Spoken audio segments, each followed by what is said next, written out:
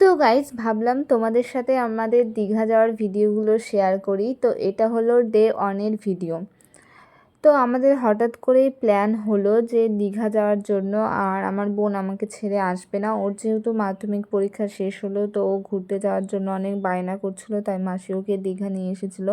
তো আমরা এখানে চা বিস্কিট খেয়ে ট্রেনের ওয়েট করছিলাম। দেন ট্রেন চলে এসেছিলো, তো ট্রেনে উঠে পড়েছিলাম। তো সবাই ট্রেনে উঠে জানি না কেন ক্লান্ত হয়ে পড়েছিল, কিছু না করতে দিয়ে একটু ঘুমাচ্ছিল। দেন আমি যখনই ভিডিও অন করলাম তখনই সব কটা হাসতে লাগলো। তো যাই হোক, তারাও উঠে পড়েছে। দেন একটু গল্প টল্প করছিলাম, মাসি জিজ্ঞেস করছিল ভিডিওতে ভিউজ যায় কিনা, আরও কিছু। তারপরে এখানে শশা বিক্রি করতে এসেছিলো, তো আমরা এখানে শশাটা কিনে খেয়েছিলাম। তো দেখো আমরা এখানে শশা কিনে নিয়েছিলাম। দেন আমরা একটু রেস্ট করে নিয়েছিলাম, আর ভোর হতেই আমরা এখানে নেমে পড়েছিলাম শিয়ালদা স্টেশনে। স্টেশনটা দেখতে কি সুন্দর লাগছে, তাই না?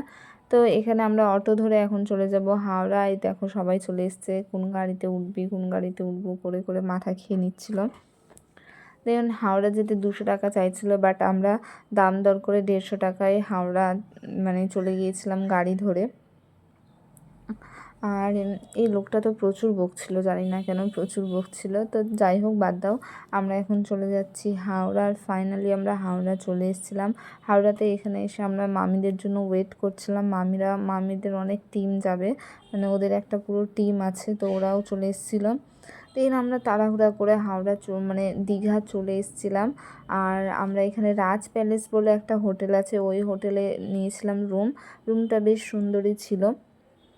আর এখান থেকে বাইরেটা পুরো দেখা যাচ্ছিলো, বিচটা পুরো দেখা যাচ্ছিলো, সমুদ্রের আওয়াজ, পাখির আওয়াজ, আলাদাই লাগছিলো একটা। আরও অনেক সুন্দর সুন্দর হোটেল আছে, কিন্তু তাদের স্টার্টিং হচ্ছে 2500 3000 থেকে। তো এটা 1000 থেকে স্টার্টিং ছিল। তো যাই হোক আমরা তাড়াহুড়া করে রেডি হয়ে এখন বেরিয়ে পড়েছিলাম দীঘায় ঘুরতে যাওয়ার জন্য, সমুদ্রে আসার জন্য। তো আমরা এখানে আজকে সেরকমভাবে রেডি না হয়ে তাড়াতাড়ি রেডি হয়ে চলে এসেছিলাম সমুদ্রে। আর এখানে এসে দেখছি এত ভিড়। তারপরে আর একটা কিউট জিনিস তোমাদেরকে দেখাই, দেখো এদেরকে এত কিউট লাগছিলো, তোমাকে কি বলবো। এরা নিজের মনের উদ্দেশ্যে তখন থেকে খেলেই যাচ্ছে। আর এখানে এরা চলে এসেছিলো ছবি তুলবো কিনা, ঘোড়ায় উঠবো কিনা, বাট আমরা এসব কিছু করিনি।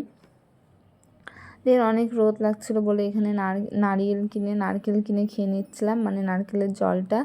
আর তারপরে এখানে আমরা মাছ ভাত নিয়ে নিয়েছিলাম, যেহেতু সারাদিন কিছু খাওয়া হয়নি। তো এখন খেয়ে নিব, খেয়ে দিয়ে আমরা আবারও একটু ঘুরতে বেরিয়ে গেছিলাম। তো এখানে আমরা ঘুরছিলাম। তো দেখো এখানে রাতের ভিউটা গাইজ ভালোই লাগছিলো। এখানে ফ্যামিলি ফ্রেন্ড বয়ফ্রেন্ড সবার সাথেই তোমরা আসতে পারো, এই জায়গাটা সত্যি খুব ভালো। আর রাত্রেবেলা তো আরও সুন্দর লাগছিলো, এত সমুদ্রের আওয়াজ আর ঢেউগুলো যে বারবার আসছে, এত ভালো লাগছিলো দেখতে, তোমাদেরকে কি বলবো। আর দেন এখানে আমরা 1 ঘন্টা 1.5 ঘন্টা বসে আবারও একটু ঘোরাঘুরি করলাম। আর এখানে অনেক কিছু বিক্রি করছিলো, তোমরা